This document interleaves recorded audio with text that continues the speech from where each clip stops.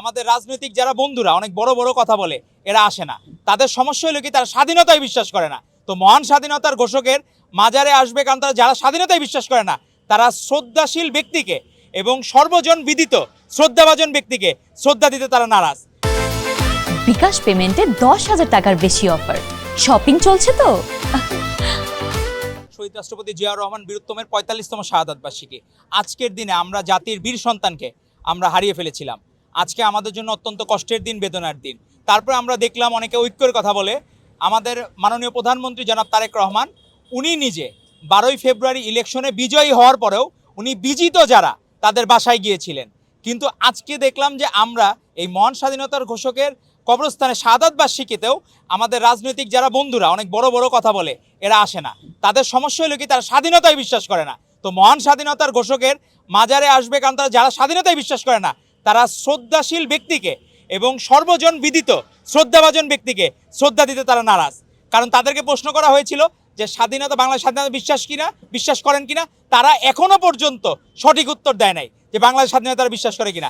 তারা বলছে জনগণ চাইলে ক্ষমা চাবে। জনগণ তো চায় আপনারা ক্ষমা চান, কিন্তু জামায়াতে ইসলামী এবং তাদের বর্তমান ছোট্ট বন্ধুরা যারা অনেকে নীতি কথা বলে, পাণ্ডিত্যের কথা বলে, ম্যাডামকে আফল করে, জিয়াউর রহমানকে নিয়ে ভালো কথা বলে, কিন্তু তারা যখন শ্রদ্ধা জানানোর বিষয় আছে তখন তারা কার্পণ্য করে। কারণ তারা মনে করে পাকিস্তানেই তারা ভালো ছিল, এটা তারা মনে করে এই জামায়াত ইসলামীরা। তো এই জন্যই সমস্যা। তো স্বাধীন বাংলাদেশে তাদের যে রাজনীতি করার সুযোগ, এটাও দিয়েছিলেন শহীদ রাষ্ট্রপতি জিয়াউর রহমান বীরত্তম। শুধু জামায়াত ইসলামী না, আওয়ামী লীগও রাজনীতি করার সুযোগ পেয়েছিল শহীদ রাষ্ট্রপতি জিয়াউর রহমান বীরত্তমের হাত ধরে।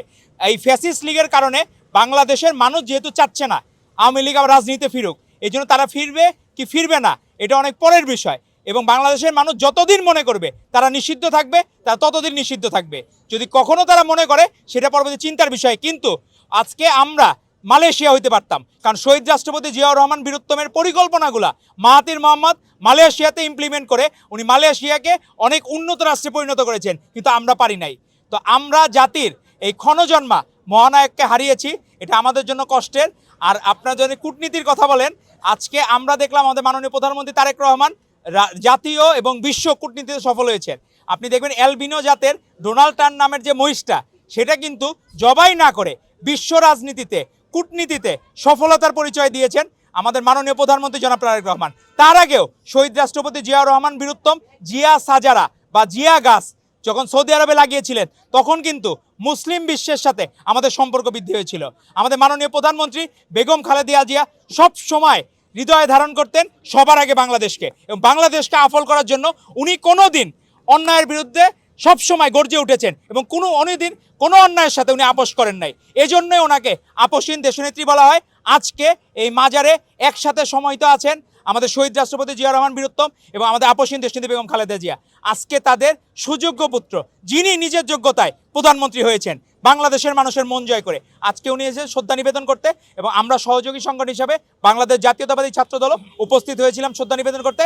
আমরা চাই শহীদ রাষ্ট্রপতি জিয়াউর রহমান বীরত্তম যে আদর্শ নিয়ে বাংলাদেশ জাতীয়তাবাদী ছাত্রদলকে প্রতিষ্ঠা করেছিলেন 1979 সালের 1 জানুয়ারি, সেই আদর্শ যাতে ছাত্রদল ধরে রাখতে পারে এবং সাধারণ শিক্ষার্থীদের মন জয় করে ছাত্রদল আবারও সকল ছাত্র সংসদে বিজয়ী হবে। এবং আপনারা সকলেই আপনাদের মাধ্যমে দর্শক বন্ধু সারা বাংলাদেশ সকলের কাছে শহীদ রাষ্ট্রপতি জিয়াউর রহমান বীরত্তম এবং আপোষহীন দেশনেত্রী বেগম খালেদা জিয়ার রুহের মাগফিরাত কামনা করার জন্য সকলের কাছে দোয়া প্রার্থনা করছি। আর আপনাদের সকলের কাছে আমাদের মাননীয় প্রধানমন্ত্রী ছাত্রদলের সাংগঠনিক অভিভাবক জনাব তারেক রহমানের দীর্ঘায়ু ও সুস্থতা কামনা করছি।